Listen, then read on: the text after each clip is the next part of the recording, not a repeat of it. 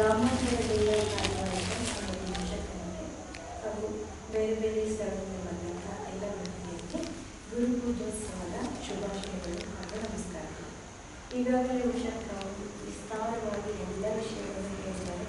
ಅವರ ಮುಂದೆ ನಾನು ಮಾತಾಡೋದು ಏನೂ ಇಲ್ಲ ಅಂತ ನನಗೆ ಆದರೂ ನನಗೆ ಇವತ್ತು ಈ ಒಂದು ಅವಕಾಶವನ್ನು ಕೊಟ್ಟಿದ್ದಕ್ಕಾಗಿ ಗುರುವಿನ ಬಗ್ಗೆ, ಗುರುವಿನ ಹಿರಿಮೆಯ ಬಗ್ಗೆ ಒಂದೆರಡು ಮಾತುಗಳನ್ನು ಹೇಳಿ ಮುಚ್ಚಿಸ್ತೇನೆ. ಗುರು ಬ್ರಹ್ಮ ಗುರು ವಿಷ್ಣು ಗುರುದೇವೋ ಮಹೇಶ್ವರ ಗುರು ಸಾಕ್ಷಾತ್ ಪರಬ್ರಹ್ಮ ತಸ್ಮೈ ಶ್ರೀ ಗುರವೇ ನಮಃ.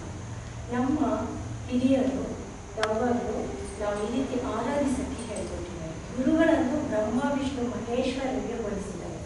ಅದೇ ರೀತಿ ಬ್ರಹ್ಮ ವಿಷ್ಣು ಮಹೇಶ್ವರಿಗೆ ಗುರು ಅಂತಲೂ ಕೂಡ ಹೇಳಿದ್ದಾರೆ.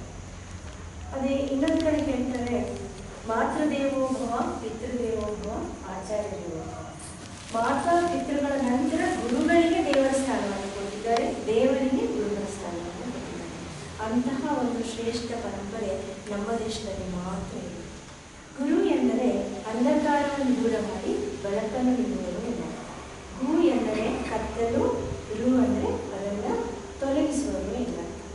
ನಮ್ಮ ತಂದೆ ತಾಯಿಗಳು ನಾವು ಹುಟ್ಟಿದಾಗಿಂದ ನಮಗೆ ಜಗತ್ತಿಗೆ ತಂದು ನಮಗೆ ಸಂಸ್ಕಾರವನ್ನು ನೀಡಿ ಅವರ ಜವಾಬ್ದಾರಿಯನ್ನು ವಹಿಸಿದ ನಂತರ ಅವರು ಗುರುಗಳ ಹತ್ರ ಕಲಿಸಿ ಸಮಾಜದಲ್ಲಿ ಹೇಗೆ ನಾವು ಗೌರವವಾಗಿ ಮಾಡಬೇಕು ಅಂತ ಹೇಳಿ ನಮಗೆ ಹೇಳ್ತಿದ್ದಾರೆ. ಅಂತಹ ಗುರುಗಳ ಬಗ್ಗೆ ಹಲವಾರು ನಾಣ್ಣುಡಿಗಳು ಕೂಡ ಇದೆ. ಗುರು ಇಲ್ಲದೆ ಅರಿವು ಹುಟ್ಟಬಹುದು. ಅಂದರೆ ಗುರು ಇಲ್ಲದಿದ್ದರೆ ನಮಗೆ ಯಾವ ಅರಿವು ಕೂಡ ಯಾವ ಜ್ಞಾನವೂ ಬರಲ್ಲ. ಗುರುವಿನ ಮಹತ್ವವನ್ನು ತಿಳಿಸುವ ಮತ್ತೊಂದು ಮಾತಿದೆ, ಹರ ಮುನಿದರು ಗುರು ಕಾಯ್ತಾರೆ. ಅಕಸ್ಮಾತ್ ದೇವರು ಒಂದು ವೇಳೆ ನಮ್ಮ ರಕ್ಷಣೆಗೆ ಬಾರದಿದ್ದು ಗುರುಗಳು ನಮ್ಮ ಜ್ಞಾನವನ್ನು ತೊಲಗಿಸಿ ನಮಗೆ ಒಳ್ಳೆಯ ಜ್ಞಾನವನ್ನು ಕೊಟ್ಟು ನಮ್ಮ ಸಮಸ್ಯೆಯನ್ನು ನಿವಾರಿಸ್ತಾರೆ ಅಂತ ಕೂಡ ಹೇಳ್ತಾರೆ.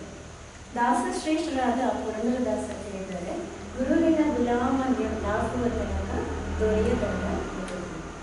ಹಾಗೆ ಇವರು ಕಬೀರರು, ಸಂತ ಕಬೀರರು ಹೇಳಿದ್ದಾರೆ, ಗುರು ಮತ್ತು ಗೋವಿಂದ ಇಬ್ಬರು ಒಟ್ಟಿಗೆ ಸಿಕ್ಕಿದರೆ ಮೊದಲು ಗುರುಗಳಿಗೆ ನಮಸ್ಕರಿಸಿ. ಯಾಕಂದರೆ ಗುರುಗಳು ದೇವರ ಇಬ್ಬರಿಕೆಯನ್ನು ನಮಗೆ ಹೇಳಿಕೊಟ್ಟಿದ್ದಾರೆ ಅಂತ ಹೇಳಿ ಹೇಳ್ತಾರೆ.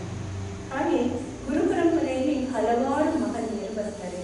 ಗುರು ಶಿಷ್ಯ ಪರಂಪರೆಗೆ ಅತ್ಯುನ್ನತ ಸ್ಥಾನ ಕೂಡ ಇದೆ.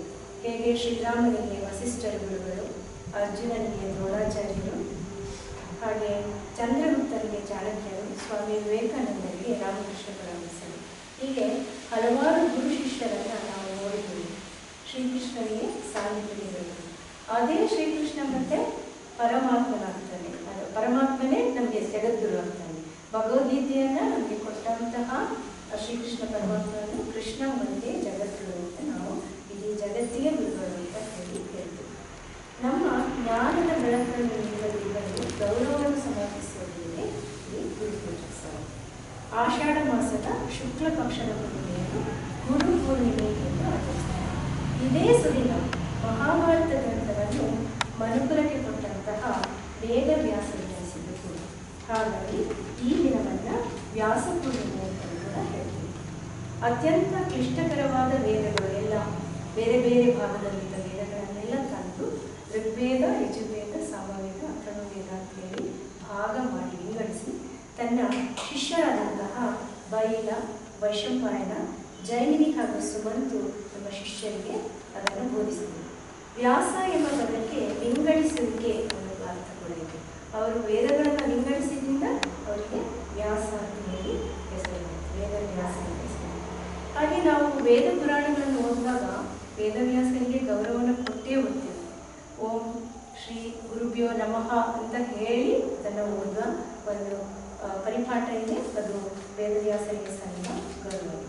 ಅದೇ ನಾವು ವಿಷ್ಣು ಸಹಸ್ರನಾಮದಲ್ಲಿ ಹೇಳ್ತೇವೆ, ವ್ಯಾಸಾಯ ವಿಷ್ಣು ರೂಪಾಯ ವ್ಯಾಸರೂಪಾಯ ವಿಷ್ಣು. ವ್ಯಾಸರು ವಿಷ್ಣುವಿನ ಒಂದು ಅವತಾರವಾಗಿದ್ದಾರೆ ಅಂತ ಕೂಡ ಹೇಳ್ತೇವೆ. ಗುರು ವೇದವ್ಯಾಸರು ಪರಾಶರ ಮುನಿಗಳು ಮತ್ತು ಸತ್ಯವತಿಯರ ಸುಪುತ್ರರಾಗಿದ್ದಾರೆ. ಅವರ ಮೂಲ ಹೆಸರು ಕೃಷ್ಣ ದ್ವೈಪಾಯ. ಅವರು ಕಪ್ಪು ವರ್ಣದವರಾಗಿದ್ದರು ಮತ್ತು ದೀಪದಲ್ಲಿ ಹುಟ್ಟಿರುವುದರಿಂದ ಅವರಿಗೆ ಕೃಷ್ಣ ದ್ವೈಪಾಯ ಅಂತ ಹೆಸರು. ಆಮೇಲೆ ಅವರು ವೇದಗಳನ್ನು ಗುರು ವೇದವ್ಯಾಸರು 18 ಪುರಾಣಗಳನ್ನು ಬ್ರಹ್ಮಸೂತ್ರ ಯೋಗಾಭ್ಯಾಸಗಳನ್ನು ಬರೆದಿದ್ದಾರೆ. ಆದ್ದರಿಂದ ವೇದವ್ಯಾಸರು ಮಹಾಗುರುವಿನ ಸ್ಥಾನವನ್ನು ಪಡೆದಿದ್ದಾರೆ. ಈ ಒಂದು ಹಬ್ಬ ಗುರುಪೂರ್ಣಿಮಾ, ಗುರು ಪೂಜೋತ್ಸವದಲ್ಲಿ ಗುರುವಿಗೆ ಸ್ಥಾನಮಾನ ಕೊಟ್ಟವರನ್ನು ಪೂಜೆ ಮಾಡುವ ಪರಂಪರೆ ಹಿಂದೂಗಳು, ಜೈನರು, ಬೌದ್ಧರು ಮೂವರಲ್ಲಿಂದ ಇದೆ. ಗೌತಮ ಬುದ್ಧ ತನಗೆ ಜ್ಞಾನೋದಯವಾಗಿದೆ. ಸಾರನಾಥದಲ್ಲಿ ತನ್ನ 5 ಜನ ಶಿಷ್ಯರಿಗೆ ಪ್ರಥಮವಾಗಿ ಉಪದೇಶವನ್ನು ಮಾಡಿದ್ದರಿಂದ ಕೂಡ ಇದೇ ಆಷಾಢ ಮಾಸದ ಶುಕ್ಲ ಪಕ್ಷದ ಹುಣ್ಣಿಮೆ. ಆದ್ದರಿಂದ ಇದನ್ನು ಬುದ್ಧ ಪೂರ್ಣಿಮೆ ಎಂದು ಕೂಡ ಕರೀತಾರೆ. ಇದು ಕೇವಲ ಶಾಸ್ತ್ರೋಕ್ತವಾಗಿ ಪೂಜೆ ಸಲ್ಲಿಸುವ ದಿನ ಆದರೆ ನಮಗೆ ಪ್ರಾಥಮಿಕ ಶಾಲೆ ಹಂತದಿಂದ ತಂದೆ ತಾಯಿಯಿಂದ ಶುರು ಮಾಡಿ ಜೀವನದ ಪಾಠ ಹೇಳಿಕೊಟ್ಟ ಪ್ರತಿ ಹಂತದಲ್ಲೂ ನಮಗೆ ಗುರುಗಳಾಗಿ ಹಲವಾರು ಜನರು ಸಿಗ್ತಾರೆ. ಅವರೆಲ್ಲರನ್ನು ಕೆಲಸುವಂತಹ ಒಂದು ಕೃತಜ್ಞತೆ ಸಲ್ಲಿಸುವಂಥ ಸುದಿನವಾಗಿದೆ. ಇಷ್ಟು ಹೇಳಿ ಇವತ್ತಿನ ಒಂದು